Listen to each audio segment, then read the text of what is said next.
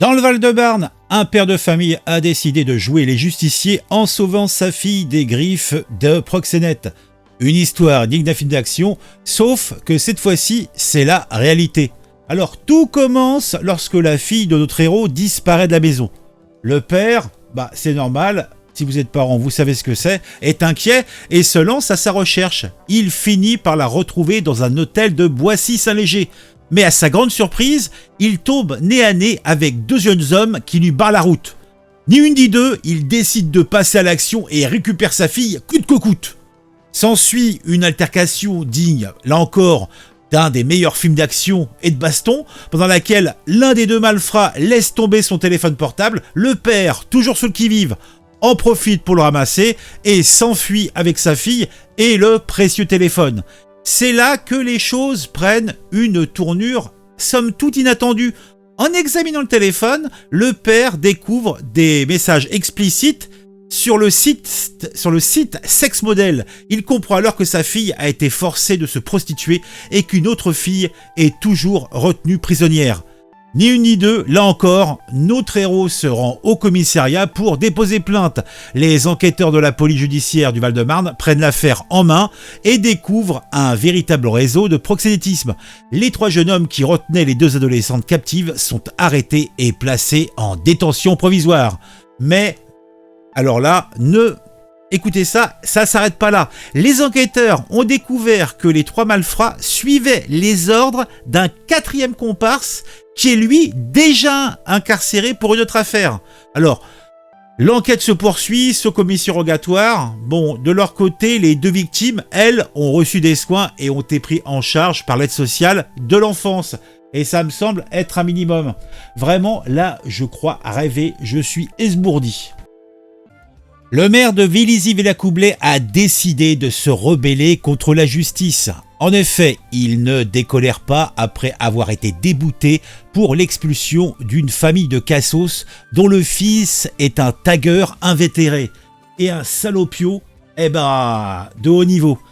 Mais notre héros ne compte pas en rester là. Il a décidé de faire de cette affaire une croisade personnelle contre l'impunité des délinquants. Il a même déclaré qu'il était prêt à rendre son écharpe de maire si il le fallait. Le fils de la famille en question a fait des parties communes de son immeuble son terrain de jeu. Les portes d'entrée sont couvertes de tags insultants envers le maire et les forces de l'ordre. Mais le maire a décidé de ne pas les faire nettoyer. Pourquoi ? Tout simplement parce que cela ne servait à rien. Le tagueur reviendrait aussitôt pour recommencer. Face à cette situation, le maire a décidé de lancer une procédure d'expulsion de la famille, mais c'était sans compter sur la décision d'un juge qui a refusé l'expulsion en arguant que les dégradations des parties communes n'affectaient pas la tranquillité des lieux. Une décision qui a fait bondir notre héros. Il a déclaré que notre pays marchait sur la tête et que les locataires vivant avec une porte d'immeuble dégradée et un interphone détruit n'avaient pas à se plaindre car une fois dans leur appartement, ils étaient protégés. Mais le maire, là encore, ne compte pas s'arrêter là. Il réfléchit à la possibilité de faire appel de la décision et de continuer sa croisade contre l'impunité des délinquants car, mon Dieu, il en a gros. Une affaire de double meurtre particulièrement sordide est jugée actuellement à Orléans. Un frère et une sœur sont accusés d'avoir sauvagement zigouillé un voisin retraité de 84 ans. Eh oui. Et une infirmière libérale pour des motifs crapuleux. Donc, l'octogénaire, l'infirmière, zouk zouk. Mais ce n'est pas tout. L'octogénaire, oui, a été retrouvé mort, certes, mais les mains coupées. Une affaire qui avait intrigué à l'époque et qui continue de faire frissonner. Le corps de la première victime a été retrouvé roué de coups dans son pavillon de Châtelet-sur-Loing. Quant à la seconde, elle a été poignardée à de nombreuses reprises au cou, au visage et au thorax. Et son corps a été retrouvé le long d'une route à Panne.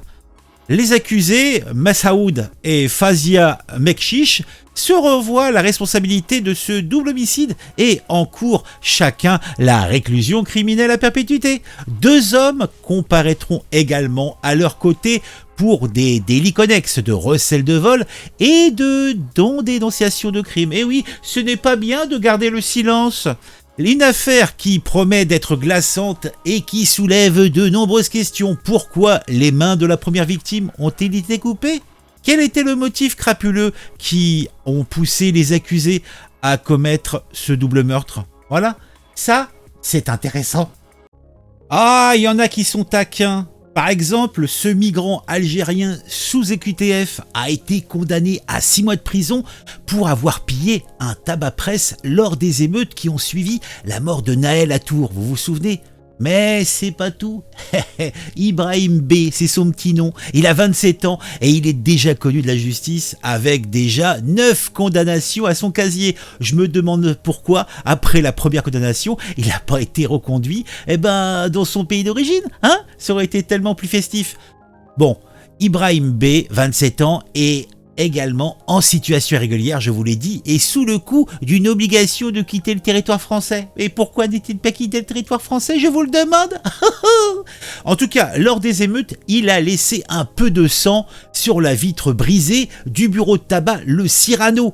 Des tests ADN ont permis de l'identifier comme l'un des nombreux pillards de l'établissement. Pas de chance, Ibrahim.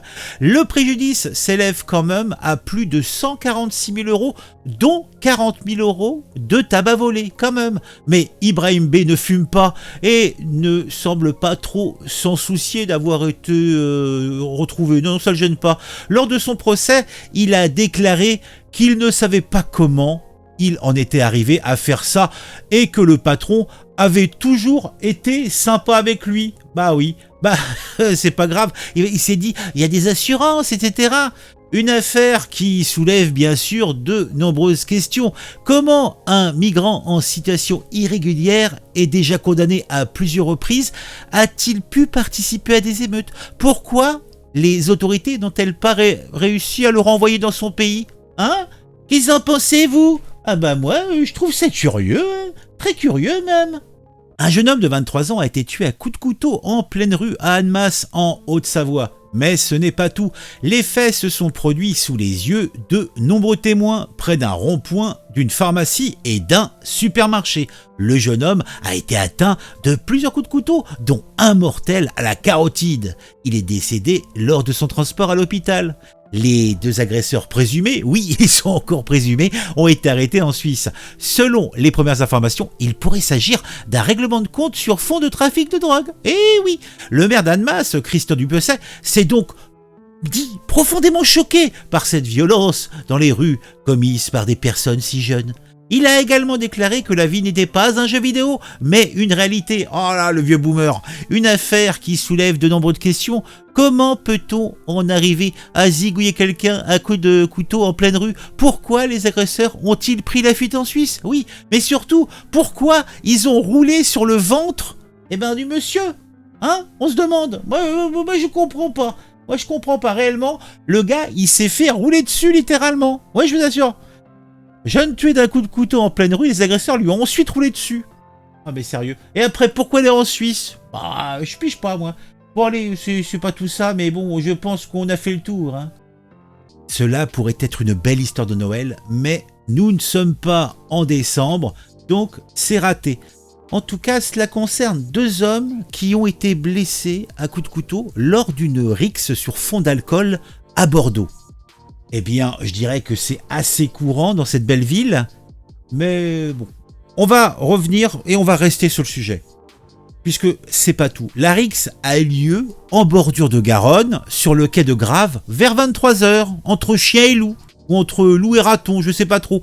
2 groupes se sont invectivés après avoir consommé beaucoup d'alcool. Beaucoup trop d'alcool.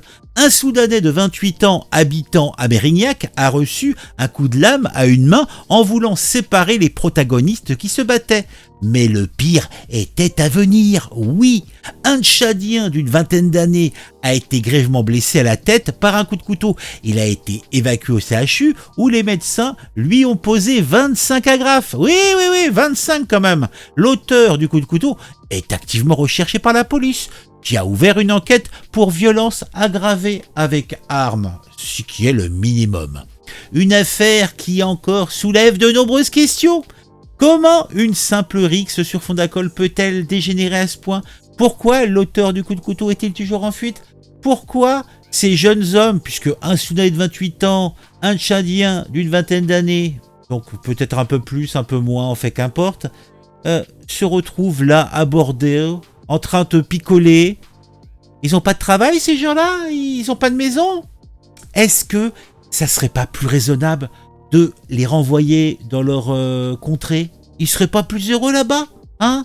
Parce que je pense que si ils en sont venus à user leur maigre subside octroyé sans doute par l'État français et par vous, par moi, ils sont pas heureux. Ils boivent pour oublier. Ah oui. Et après, il faut des bêtises. Ah, je vous jure. Ah,